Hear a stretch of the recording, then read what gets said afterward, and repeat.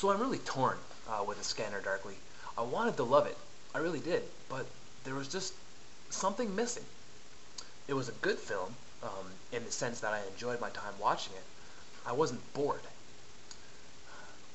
There's just nothing that stands out as, like, spectacular. So I'll just get right to it and let you guys know what I thought. What sets A Scanner Darkly apart from most movies is how it's presented on screen. The way the actors and sets are conceived, filmed in real time, and then animated to give off a very surreal, almost hallucinogenic feel. Think Ralph Bakshi's Lord of the Rings, only good. It's probably my favorite element of the film. Every frame is colorful, and there's always something eye-catching. If nothing else, your eyes will have a good time, watching. The performances are also, for the most part, very well done. Woody Harrelson, Robert Downey Jr., and to a lesser extent, Keanu Reeves are all cast well. I wasn't too thrilled with Winona Ryder, but I think that's more of a personal distaste, and not so much a reflection of her performance in the movie.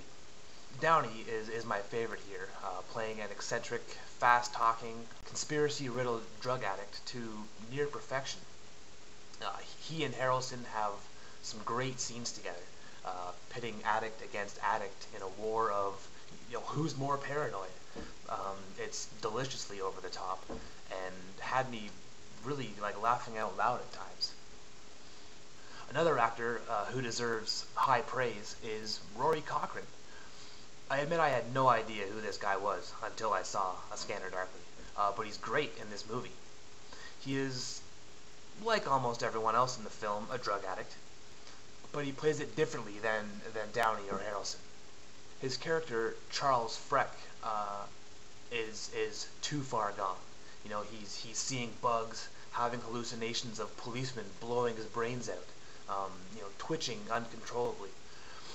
If Robert Downey is your typical, the world is out to get me, but I can still function in society, cokehead, Cochrane is the crack fiend on the corner, scratching like crazy and offering his body to you for money. It's a nice contrast, and shows the varying degrees of addiction that this substance D has. As Downey's character says of the drug, you're either on it, or you haven't tried it yet. Where the movie falls apart for me is its main story. Bob Arctor, played by Reeves, is a member of an undercover agency that looks out for potential drug dealers and manufacturers.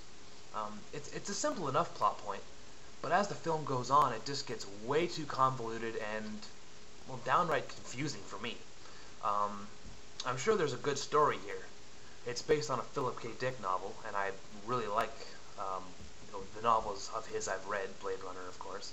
Well, it's not called Blade Runner, but I won't get into that. Anyway, but the story here, as the movie went on, just went right over my head. It also seemed to be a bit long, a bit too long for its own good. The runtime is only 95 minutes, so it's not, it's not a long movie in the sense of time spent watching, but the last 10 or 15 minutes just seem tacked on. There's a point where the film could have finished, left it a little open-ended, and still had a coherent conclusion. But they threw in this last twist that just didn't work for me. In a movie where it's hard enough to keep track of who's who and what's going on, the final scenes just go too far, and they seemed completely unnecessary. So to rate A Scanner Darkly, I'm gonna have to go with a 5.5, maybe a 6.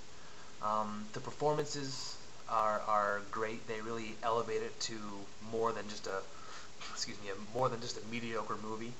But then on the opposite spectrum, the story really brought it down.